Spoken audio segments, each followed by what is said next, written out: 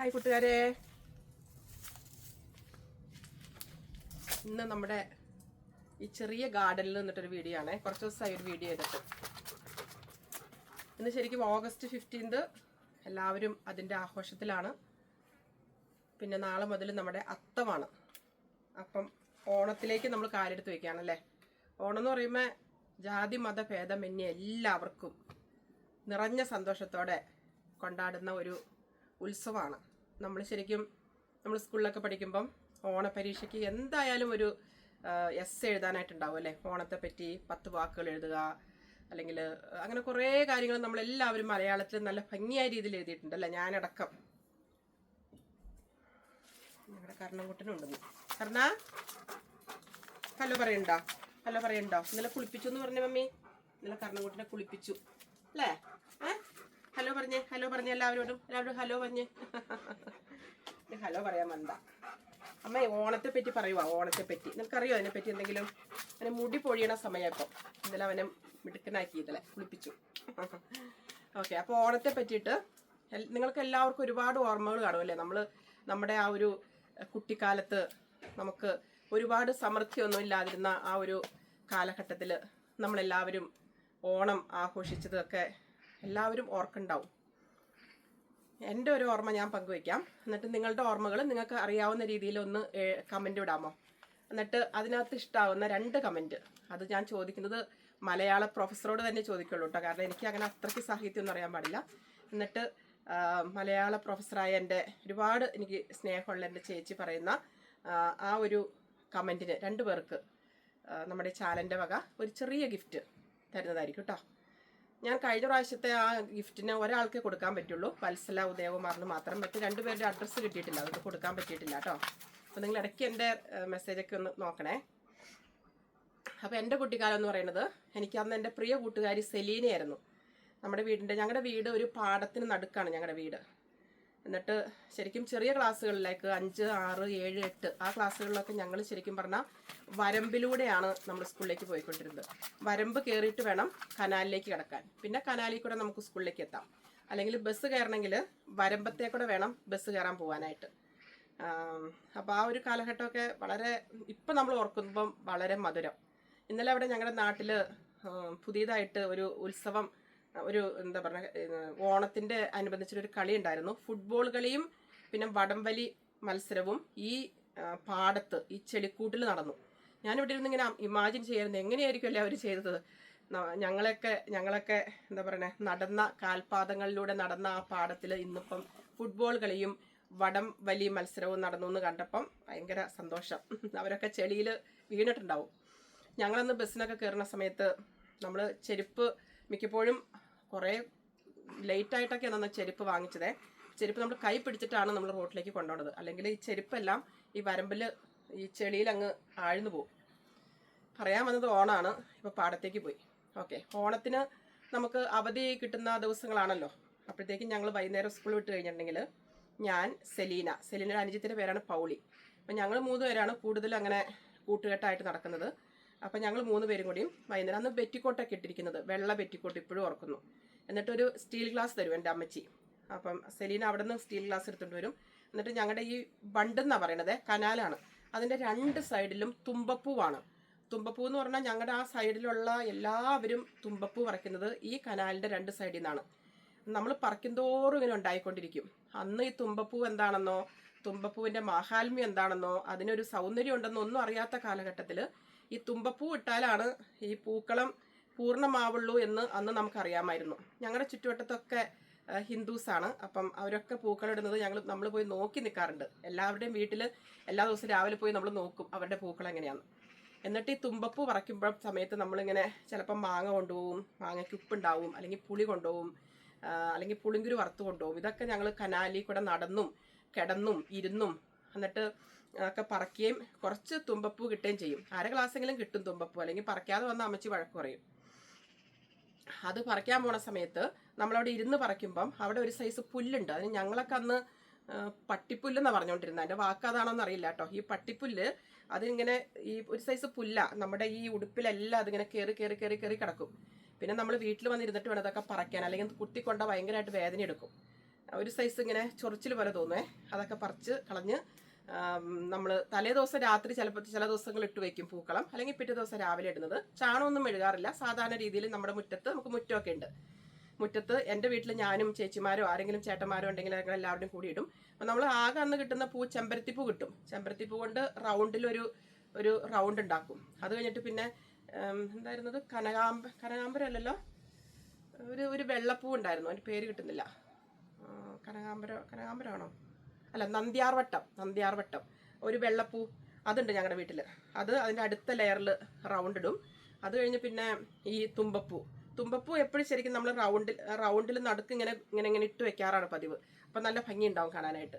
പിന്നെ വേറെ എന്തെങ്കിലുമൊക്കെ ചെടികൾ പൂക്കളൊക്കെ കാണും. അപ്പോൾ അതും പിന്നെ കുറച്ച് ഇലകളും എല്ലാം പറിച്ച് ഒരു ചെറിയൊരു റൗണ്ടിൽ ഒരു പൂക്കളം. എന്നിട്ട് ഇത് കഴിഞ്ഞിട്ട് സെലിനയുടെ വീട്ടിൽ പോകും, അവരെങ്ങനെ ഇട്ടെന്ന് അറിയാനായിട്ട്. പിന്നെ ചെത്തിപ്പൂ ഉണ്ടാവും കേട്ടോ. ചെത്തിപ്പൂ ഒക്കെ നമ്മുടെ വീട്ടിൽ സുലഭമായിരുന്നല്ലോ. അപ്പം അങ്ങനെ ഓരോ ദിവസം കഴിയുന്തോറും നമ്മളിങ്ങനെ 2-ാം ദിവസം 3-ാം ദിവസം 4-ാം ദിവസം അങ്ങനെ ഒരു തികച്ചും എന്താ പറയുക, നമ്മളൊക്കെ അന്ന് മാലാഹമാരായിരുന്നു. യാതൊരു കളങ്കവും ഇല്ലാത്ത, ആരെയും കുറ്റം പറയാത്ത, സ്നേഹിക്കാൻ മാത്രം അറിയാവുന്ന നാടൻ കൂട്ടുകാരൊക്കെ ഒത്ത് വർത്താനം പറയുകയും ചിരിക്കുകയും പൊട്ടിച്ചിരിക്കുകയും ഒക്കെ ചെയ്യുന്ന മൊബൈലില്ലാത്ത കാലം. നമ്മൾ സ്കൂൾ വിട്ട് വന്നു കഴിഞ്ഞാലല്ലേ മൊബൈൽ എന്ന് പറഞ്ഞൊരു സാധനം നമ്മൾ കണ്ടിട്ടുണ്ടോ അല്ലേ? എത്ര നല്ല കാലമായിരുന്നല്ലേ. നമ്മൾ അപ്പച്ചനും അമ്മച്ചിയും ചേട്ടന്മാരും ചേച്ചിമാരും ഒക്കെ ആയിട്ട് വർത്താനം പറയുകയും, വീട്ടിൽ ഇനിയിപ്പോൾ ഓണത്തിന് നമ്മൾ എന്താ മേടിക്കുന്നത്, അപ്പോഴത്തേക്കും കൊയ്ത്തിൻ്റെ കാലമാണെങ്കിൽ അമ്മച്ചി പറയും നമുക്ക് കൊയ്ത്ത് കഴിഞ്ഞിട്ട് ആദ്യത്തെ ആ ഒരു അരി കൊണ്ട് നമുക്ക് അന്നത്തെ ദിവസം ചോറ് വെക്കാമെന്ന് പറയുന്നതും സാമ്പാറിൻ്റെ കഷ്ണങ്ങൾ മേടിക്കുന്നതും അവിയൽ എന്തൊക്കെ വേണമെന്ന് ഒരു ലിസ്റ്റ് ഇടുന്നതും. അന്ന് ലിസ്റ്റ് ഇടുവാണല്ലോ. അങ്ങനെ ആ കാലഘട്ടമൊക്കെ എത്ര നല്ലതായിരുന്നല്ലേ.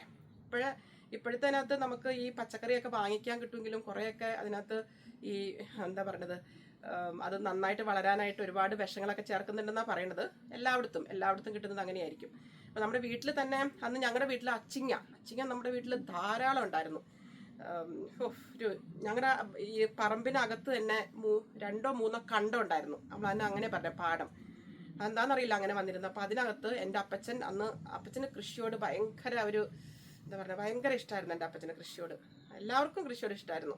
അപ്പോൾ അപ്പച്ചൻ മുൻകൈ എടുത്തിട്ട് ആളെ നിർത്തി ഞങ്ങൾ അച്ചിങ്ങ ഒരു കണ്ടം നിറയെ അച്ചിങ്ങ നട്ടു.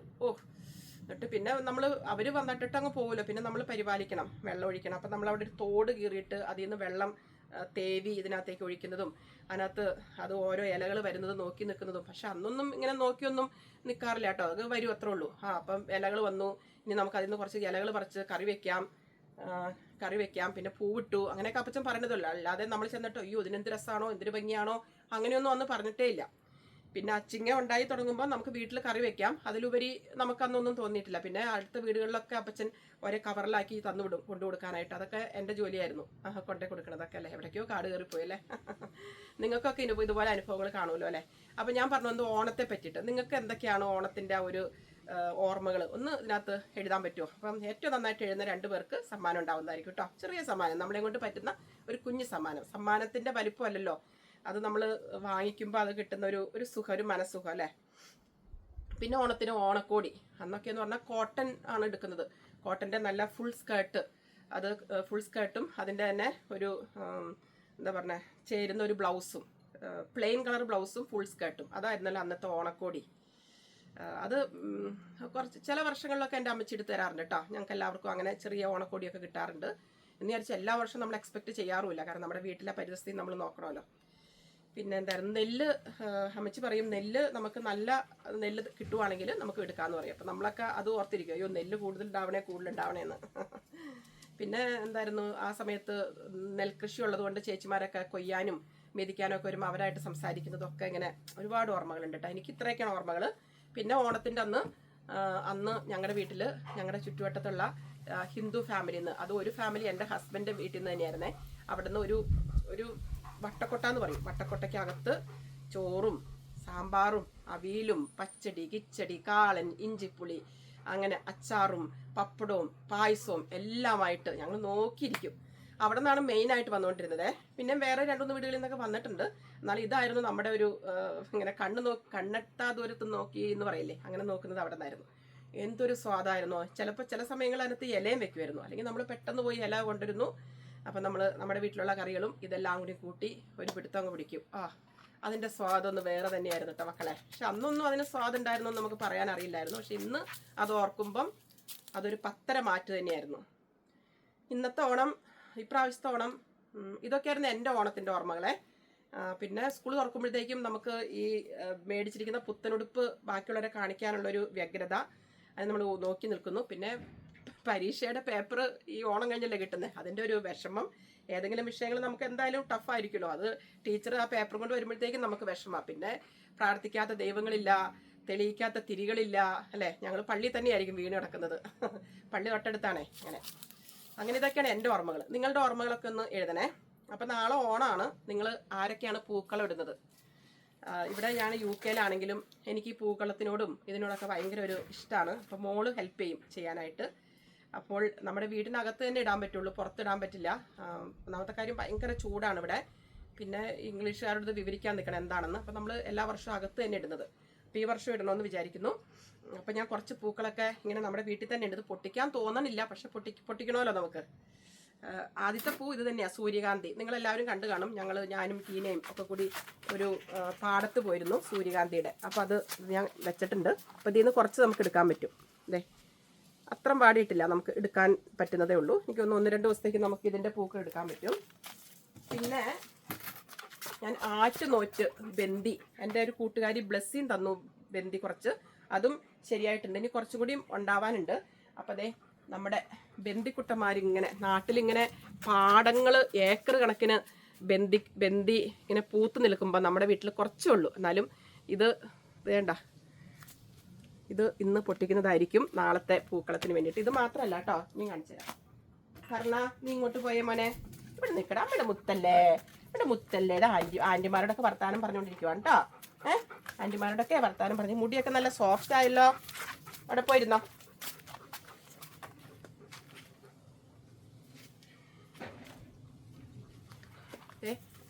വേണ്ട, അങ്ങനെ ഇങ്ങനത്തെ ഒരു ചട്ടിയിൽ ഇതിനു മുമ്പ് നിങ്ങൾ കണ്ടു കാണും, പക്ഷെ ഒന്നും ഞാൻ പൊട്ടിച്ചിട്ടില്ല. കുറച്ച് വിത്തിനെടുത്ത് വെച്ചു, കാരണം ഇതൊക്കെ കുറച്ച് വാടിയായിരുന്നു.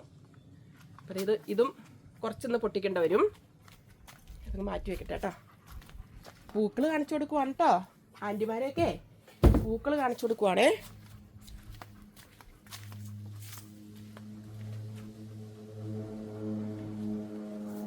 അതിൻ്റെ തന്നെ വേറൊരു സെക്ഷൻ, അതായത് ഇത് ഉണ്ടാവാൻ വരുന്നേ ഉള്ളൂ. പിന്നെ വേറെ 2 ചട്ടിയിൽ ഇനി ഉണ്ടാവാനുണ്ട്. അപ്പം ഇതിൽ നിന്നും കുറച്ച് പറക്കേണ്ട വരുന്നു.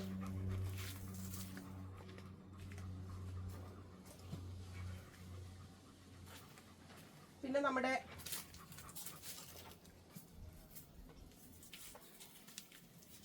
നമ്മുടെ ബിസിലിസി ബ്യൂട്ടിഫുൾ ആയിട്ട് നിൽക്കണണ്ട. ഇതിൽ നിന്നും കുറച്ച് പോകുന്നു. ഇഷ്ടമായോ? അടിപൊളി അല്ലേ? സൂപ്പർ അല്ലേ? എടാ, ഇഷ്ടമായിരുന്നു എല്ലാവർക്കും. നമ്മുടെ പൂക്കളൊക്കെ എല്ലാവർക്കും ഇഷ്ടമായി എന്ന് പറഞ്ഞു കേട്ടോ. ഇനി കുറച്ച് ജെറേനിയം ഉണ്ട്, കുറച്ച് പെറ്റൂണിയ ഉണ്ട്. അപ്പം എല്ലാം ഇന്ന് വേണ്ട, കുറച്ച് മാത്രം മതിയല്ലോ ഇന്ന്.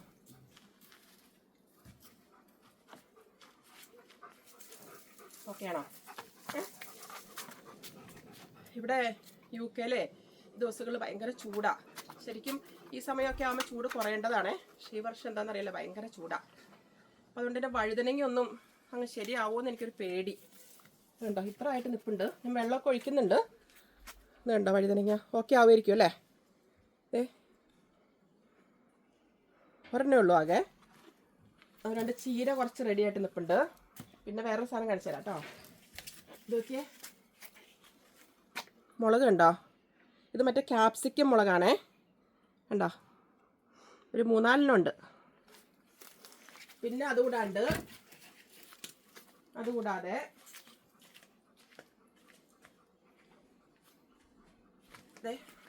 മുളക് നല്ല പഴുത്ത് നിൽക്കണം.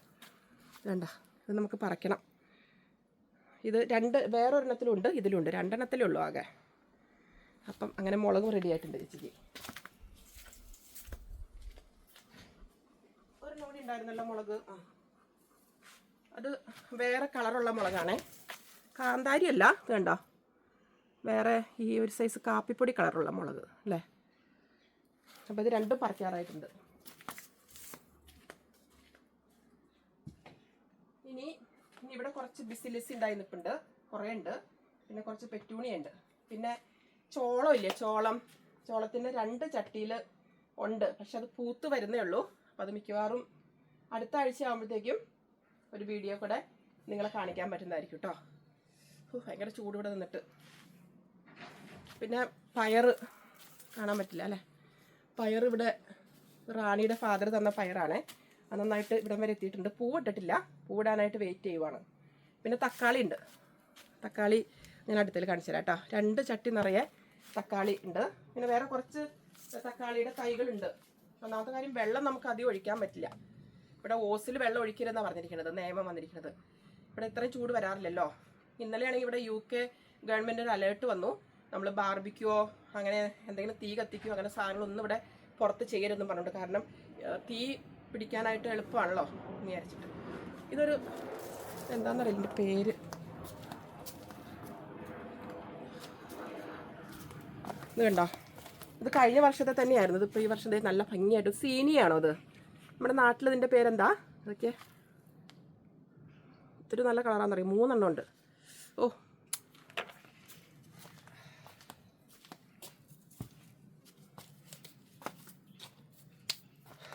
അപ്പോൾ ഇന്ന് വലിയ വീഡിയോ അല്ല കേട്ടോ. അപ്പോൾ അതുകൊണ്ട് നിങ്ങൾ കുറേ പേര് കാണുമെന്ന് കരുതുന്നു.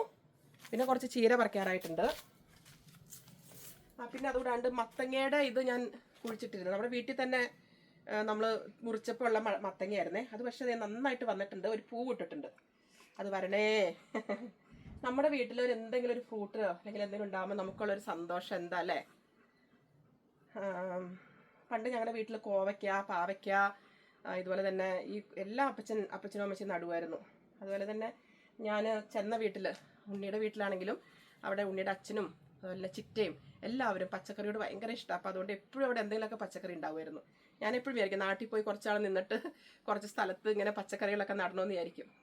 എന്നാൽ പറ്റുന്നതെന്ന് അറിയാൻ പാടില്ല. ഇവിടെ നമുക്ക് സ്ഥലം കുറവാണേ, വളരെ സ്ഥലം കുറവാണ്. ഉള്ള സ്ഥലത്താണ് നമ്മളിതൊക്കെ ചെയ്യണേ. ചട്ടിയിലൊക്കെ ആയിട്ടാണ് ചെയ്യണത്. അങ്ങനെ അപ്പോൾ ദീർഘിപ്പിക്കുന്നില്ല വീഡിയോ. നൈറ്റിന് പോകേണ്ടതാണ്. അപ്പോൾ നാളെ പൂക്കളം ഇടുന്നതായിരിക്കും. ഞാൻ വീഡിയോ എടുക്കുന്നതായിരിക്കും കേട്ടോ. അപ്പം നിങ്ങൾ പൂക്കളം ഇടുവാണെങ്കിൽ നിങ്ങളുടെ പൂക്കളത്തിൻ്റെ ഫോട്ടോ എൻ്റെ കമൻറ്റിൻ്റെ താഴെ ഇടണം. പിന്നെ ഓണത്തെ പറ്റിയിട്ടൊന്ന് വിവരിക്കാമോ? 2 പേർക്ക് സമ്മാനം. ഓക്കെ, എന്നാൽ വെക്കട്ടെ ചേച്ചി എന്നാ. അപ്പം എൻ്റെ വീഡിയോ ഇഷ്ടമായെങ്കിൽ സപ്പോർട്ട് ചെയ്യുക. എന്തെല്ലാവരും പറയുന്ന പോലെ ലൈക്ക്, കമൻറ്റ്, ഷെയർ, ബെല്ലൈക്കണ്ടതൊക്കെ ചെയ്ത് ചേച്ചിയെ സപ്പോർട്ട് ചെയ്യുക കേട്ടോ. അപ്പോൾ എല്ലാവർക്കും സ്വാതന്ത്ര്യദിന ആശംസകൾ. ഒപ്പം തന്നെ അഡ്വാൻസ് ആയിട്ട് അത്തത്തിൻ്റെ ആശംസകൾ. പൂക്കളൊക്കെ എല്ലാവരും നല്ല ഭംഗിയായിട്ട് ഇടും കേട്ടോ. Okay, life is short, enjoy.